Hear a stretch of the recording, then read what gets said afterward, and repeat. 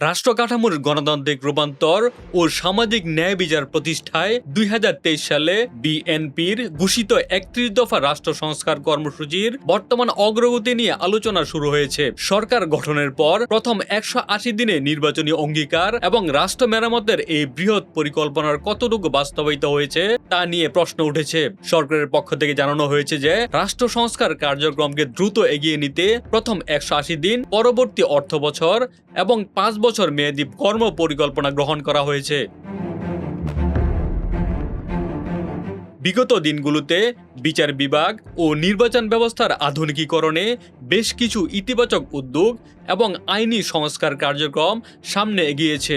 বিচার বিভাগ সংস্কার কমিশনের অধিকাংশ মূল সুপারিশের সাথে একমত পোষণের পাশাপাশি বিচার বিভাগের সার্বিক স্বাধীনতা নিশ্চিতে কাজ চলছে। নির্বাচন কমিশন পুনর্গঠন, রাজনৈতিক দলগুলোর নিবন্ধন আইন সংশোধন এবং ব্যালটের মাধ্যমে ভোটাধিকার নিশ্চিত করার ক্ষেত্রে অগ্রগতি অর্জিত হয়েছে।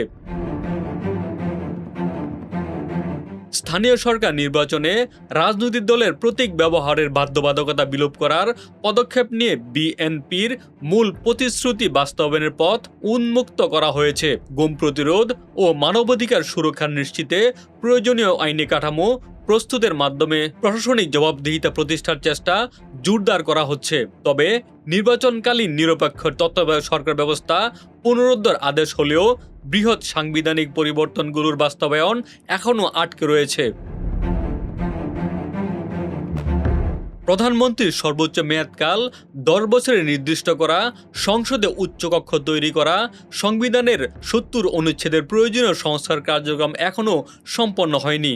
বিচার বিভাগের জন্য আলাদা সচিবালয় গঠন, উচ্চ আদালতের বিচারপতি নিয়োগ, আইনি কাঠামো এবং স্বাধীন গণমাধ্যম কমিশন প্রতিষ্ঠার মতো দাবিগুলো ঝুলে আছে। রাষ্ট্রীয় স্পর্শকাতর পদে সংসদীয় কমিটির সরাসরি যাচাই প্রক্রিয়ার মাধ্যমে নিয়োগ প্রদান ও ন্যায়পাল গঠনের নিশ্চয়তা পুরোপুরি বাস্তবায়ন করা সম্ভব হয়নি।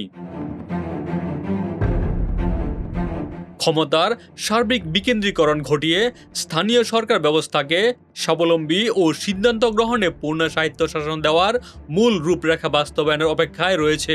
বিএনপির শীর্ষ নেতৃত্ব ও সরকারের প্রতিনিধিরা মনে করেন যে রাষ্ট্র সংস্কার একটি চলমান প্রক্রিয়া এবং পুরো ব্যবস্থা পরিবর্তনে প্রয়োজনীয় সময় লাগবে।